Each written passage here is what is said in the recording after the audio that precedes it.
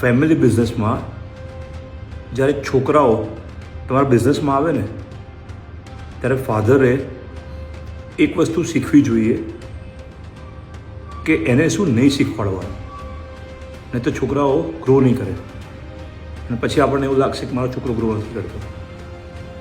પછી તમે કોઈ ફાધર અને ચિલ્ડ્રનનો કોર્સ કરો, કાં તો કોઈ એવા નેટવર્કિંગનો ભાગ બનો, કાં તો રિટ્રીટ પર જાઓ બીજા કોઈ ફાધર ચિલ્ડ્રનનો એની જોડે. પણ આ ઇમ્પોર્ટન્ટ છે.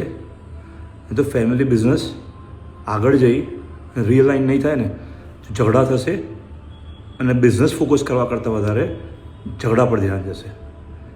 અનલર્ન ફાધર માટે બી ઇમ્પોર્ટન્ટ છે, કારણ કે છોકરાઓ તો બહુ જ બધું ભણીને આવ્યા છે અને એ ફાધરે જ સપોર્ટ કર્યો હોય, પછી પોતે ભણવાની વાત છે કે એ જે ભણીને આવ્યો છે એડવાન્સ લેવલનું, દુનિયા ક્યાં ચાલે છે એ સમજીને આવ્યો છે, તો પછી ફેમિલીએ બી અડેપ્ટ કરવું પડે.